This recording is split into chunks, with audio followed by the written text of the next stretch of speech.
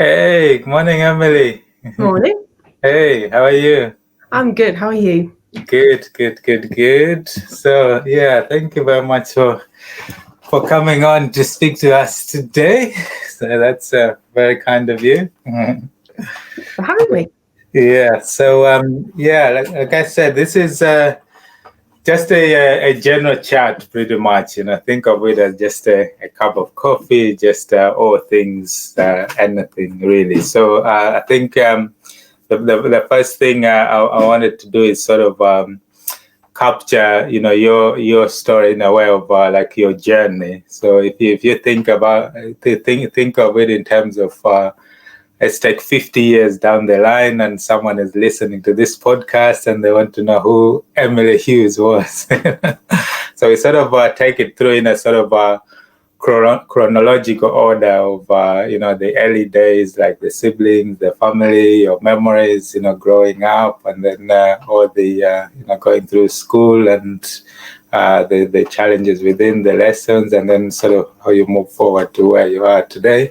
And then in between we get to talk about the lessons, the challenges, what advice you have for people, and that kind of thing. So there might be people listening to this podcast, they can resonate with your story, and they can see, if Emily, coming from this background, has been able to achieve so and so, maybe we have a chance as well.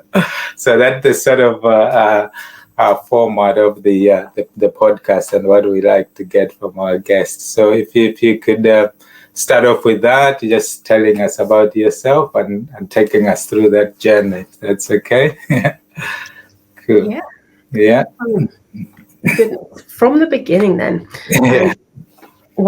So I'm the oldest of 3 children, and therefore had to do all of the fighting of the battles so that they could have a much easier life and not get in trouble for doing the things that I'd already done. My parents are still very happily married. I'm very lucky to have a fabulous family. Right. Dad is a design engineer, and when we were young, he had to spend a lot of time working away. He'd go and work. He did lots of work for chocolate factories, which was the best, because he'd go away for a week and he'd come back, and rather than being excited to see him, although we were very excited that he'd always bring back sample chocolate, and it was awesome.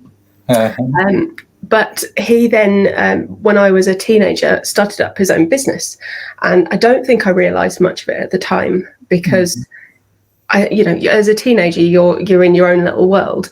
But he clearly went through all the challenges that I've been going through starting up a business, and designed the thing in the garage, and then started doing all the marketing and things. And it's now at the point where it's a global brand. It's a guitar capo, so it's the thing you put on the neck of the guitar.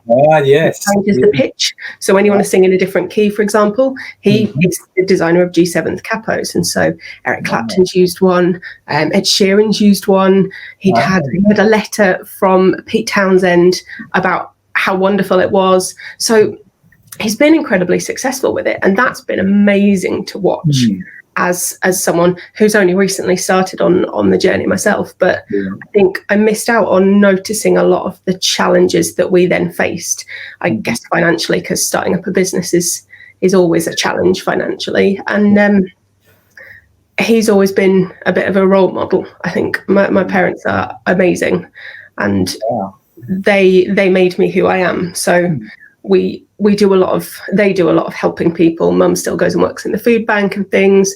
When we were kids, we quite often had people, so there'd be someone that we knew loosely who'd have some kind of problem and not have somewhere to live for a little bit, and they'd be like, come and live with us, just come and live with parent for a while. So we've adopted so many random people into the family. It's amazing. They just have the biggest hearts, and I think that was the best possible upbringing that I could have asked for. So I was really, really lucky with that. They were always really supportive. I was at school, I was one of the nerdy kids, so I was quite bright, usually top end of the class, fighting at the top of the class usually with one of the boys. And I really enjoyed school, total tomboy. I liked football far more than My Little Pony. And that being the nerd at school is never the easiest. So there were bullying issues and, stuff. Yeah. But again, those are the things that turn you into who you are, because you have to get used to going, no, this isn't about me. This is about them. Yeah. And that's something that I've definitely taken forward in terms of business mindset. When you get the people on the internet who are not so kind, no, it's not about me. It's about them. Yeah. And it's, I think, an important lesson to learn. So, I worked my socks off through school-ish. I certainly at GCSE, because I knew I was quite, I was good academically. I could remember things well. I could express myself well. And so I kind of coasted through my GCSEs a little bit. And my grades still annoy me now, because I got 1 A star and only one. And it wasn't in maths, which was my favourite subject. It was in the subject that I hated. And it still bugs me to this day that I didn't get those grades. And did A-level. I was in what was probably considered at the time the roughest school in Peterborough. But I had such amazing teachers that I would never have considered that any kind of drawback. And they supported me and pushed me. And I ended up, it was a toss-up. So I did a lot of extracurricular dance stuff, loved to dance as a teenager. Oh, wow. Brilliant. And I had a teacher who was really supportive and did loads of the extracurricular stuff and let me help lead things. So when I was in the sixth form, I used to work as a teaching assistant, just go and volunteer in her lessons when I had a free period to go and help out in her lower year group classes and things. So I knew I loved it. I knew I wanted to teach. I'd always known I wanted to teach. Wow. And she kind of enabled me to do that stuff. And because I loved it, I kind of wanted to go on and do dance at university. I'd also done maths and further maths A-level. And I thought, but maths will probably take me a little bit further. A bit tricky. I'd got to the point where I'd found a uni that actually would have let me do a joint degree in dance and maths. And maths, wow. So the most random combo. But I'd also, and I can't remember why, can't remember what possessed me to think it might work, but I'd applied to Cambridge and got an interview.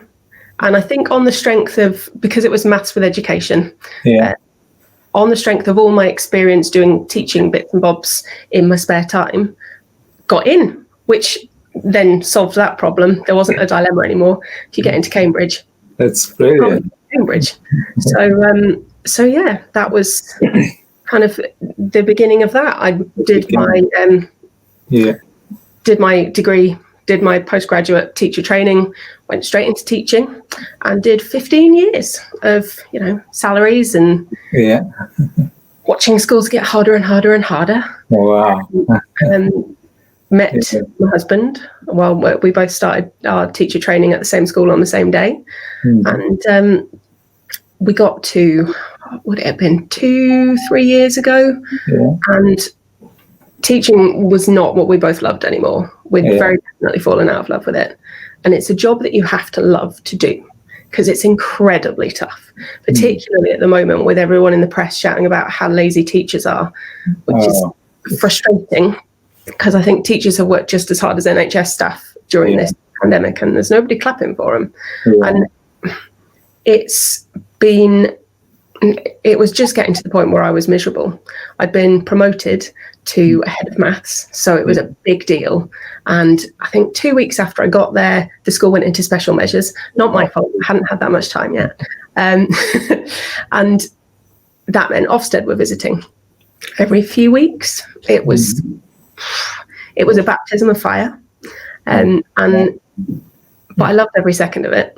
I loved leading the team. I loved building something. I loved seeing the difference that it was making. And I had a wonderful boss, and she got me. She was an ex-head of maths. She trusted me. She talked to me like I was an equal, treated me, I think, the way that leaders should treat their staff, their people. And then she left. And my new boss was not so nice and not so understanding, and did not talk to me like I was an equal. And just that kind of like going downhill of feeling not trusted. and feeling like nothing I did was right, nothing I did was good enough. All of that started to take its toll. And I had said to people, I'm not coping well. This isn't working out. I need to change this. What's happening? Was told, no, you've got to stick with the plan. This is the decision that's been made, and you're going to be doing this, and you're going to be doing this, and you're going to be doing this, and this is still going to be your boss. And I was driving to and from work every day in tears, just thoroughly miserable, very clearly looking back on it, working through depression. And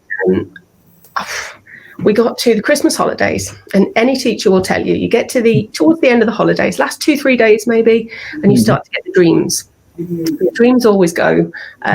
You're in charge of a class that you didn't know you were in charge of, and you're suddenly taking them on a field trip, and then half the class go missing.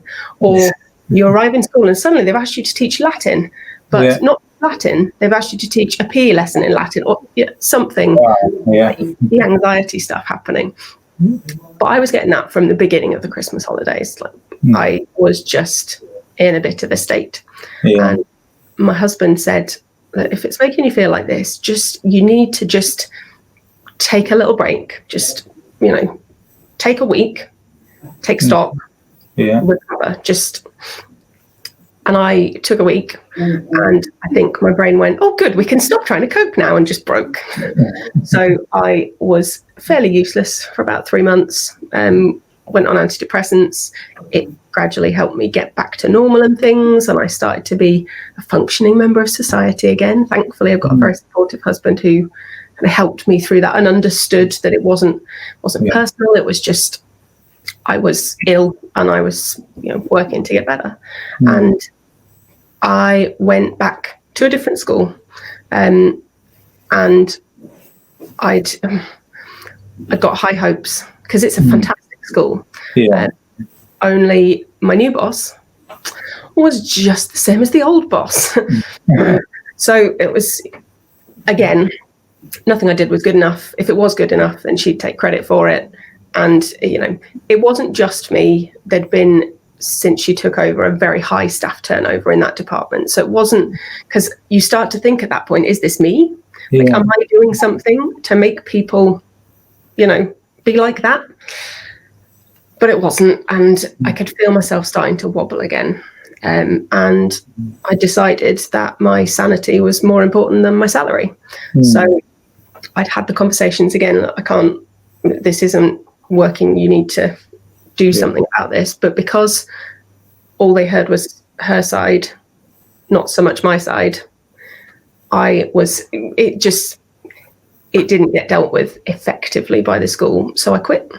I quit without a job to go to, because maths teachers, you're usually reasonably safe. And I started at that point thinking I need to get out of teaching. So mum and dad had really helpfully, because they'd seen me going through all of this, and they'd been really frustrated, like, I don't know how to help. Dad had already employed my brother in the business to get him out of teaching. And there wasn't anything left for me to do. So I think I had my breakdown just a little bit too late. I was should have been quicker with it, got in there first. But they found an article in the paper about a woman who did Fulfilled by Amazon. So I think it was vitamin supplements or something. And they talked about how she'd sourced them, she'd sent them off to the Amazon warehouse. Basically, then Amazon take care of it. She'd worked really hard to get them up on the platform so that people saw them on Amazon. And she was running a business, but like on holiday most of the year, because she'd set it up as very kind of passive income. My brain didn't go, oh, good, passive income. My brain went, ooh, that's something that I could start setting up while I'm still teaching and see if I can make a difference. So I'd been designing posters for my classroom, and teachers who saw them had been, oh, that's a lovely poster. Oh, can I have one of those? Could you print me one?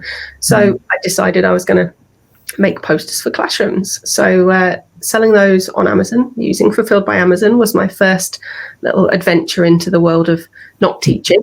And it got to the point where it was nice little pocket money each month, but it wasn't ever going to be the thing that let me leave the classroom. I needed to leave the classroom by that stage. So I had a couple of totally failed again, adventures in the world of e-commerce. So I had a product that I had to order in bulk because it came from China, and I had to order 1,000 odd of them, and I sold, I don't know, 150 of them, and then it stopped because there were copycat ones that came on the market, and ended up making a big old loss on that one.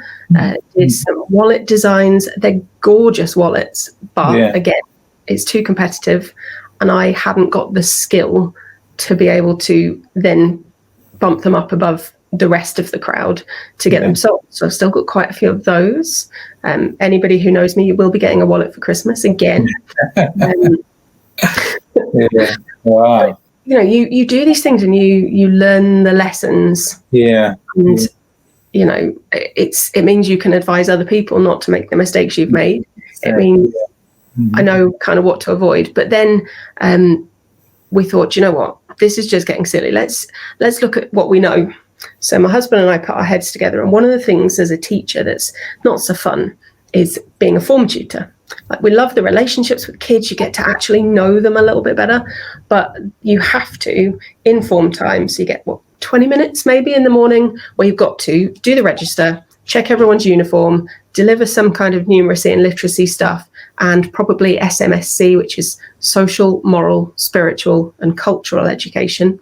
Might have been life skills, PSHE when we were at school. And also deal with any dramas that come in the door, because kids turn up at school in the morning having had a giant fight with someone on the way to school, you know, arguments with their best mate, and then they come in and they're in tears, and you've got to deal with that as well. And if somebody walks in from management while you're, you know, talking to a child and everyone else is just having a chat, you're for the chop. So we put together an automated website where it's got all the resources you need for literacy, numeracy, the news. So we do a weekly news quiz and stuff, and then SMSC, form time sorted. And that's just being interrupted by people. Cat. Apologies, desperately. That's good. So we set up the website, and being teachers, we know that school has no money. We know that if you want to get something out of your budget, it better be cheap or no one's going to approve it. So we set our price at £199 for the year for the whole school. So super easy to do, because in our reasoning, because it's not something that Ofsted particularly check on, and it's not something that's in the league tables, it's not something schools generally have a budget for. So we set it as a super low price, you know, free trial for a month, see what you think, show it to other people. And we have a small core of schools who've been with us from the beginning, pretty much, because they can see the potential, they know the difference that it makes. And it's starting to build a little bit. But again, that never turned into the whole, yes, I can leave teaching now. And we were getting to that point, you know, a little bit like, is this ever going to work? Are we ever going to find something ever that's going to let me get out of teaching? Because when you've been in a career for 15 years and you've moved up the ladder to kind of the leadership pay spine, changing careers, not so much of an option, because whatever you look at, either you don't have the industry experience to go for the leadership positions, or you don't know enough. So you'd be going in at a lower position, which you're more than qualified for, but you don't have the experience to go higher than that. And then you've got a massive pay cut to contend with. And there are a lot of teachers who would currently probably love to get out of the profession, because they're, you know, teacher, social worker, track and trace at the moment as well. It's particularly challenging at the moment. But knowing where to go and what to do is a tough one. I was really lucky in that I've always been a nerd, and I like programming computers and websites and things like that. I'd made a little website of maths games when I was teaching maths, and I was able to then use that to build up various different bits and bobs. And we've got little bits coming in terms of income. Finally, the thing that tipped the scales, the thing that let me leave teaching, was my sister. She runs a choir over in York, and she sort of franchised it. So she said, well, why don't you set up your own branch here where I am in Peterborough? And that was suddenly the thing that brought in enough income that I could actually finally quit. I'd gradually gone part-time just to be on the safe side. Paul was still working, so we were okay. We could keep a roof over our heads. But choir was the thing, and it was because finally I'd got to the point where I'd found something I could do where I wasn't, I mean, I kind of was, but I wasn't selling my time for money. Because I got used as a teacher to being, right, you earn about 20, 25 pounds an hour at this point. That's what you're worth. Well, no, with choir, people come and they pay their £7 a week, but I can fit 30, 40, 50 people in the room. Suddenly was a whole different ball game. And that gave me the confidence to say, do you know what, I can do this. And because it doesn't take up too much time, it let me then pursue other stuff, which is where the business eventually came from. We had a bit of an epiphany. So our daughter was in year 5 at the time, I think, and we were on a Facebook group for parents. And one of the parents jumped on the Facebook group and said, oh, can you help? She's got this homework from maths and I've got no clue how to help her. It's bar modelling, which is a newer technique that we've been using in maths to teach, came from Singapore. And so as a parent, you'd never have seen it before, ever. So understanding it, when your kid doesn't understand it, to explain it to you, you can't explain it to them because you don't know what you're talking about. And a light bulb went off. I thought, well, you know, there's millions of pounds being spent tutoring, revision guides, supporting students. What is there to support parents? Because our kids were doing their GCSEs at the time, and as teachers, we knew our subjects, we knew how to help them with that. We weren't so great at the whole learning how to learn thing.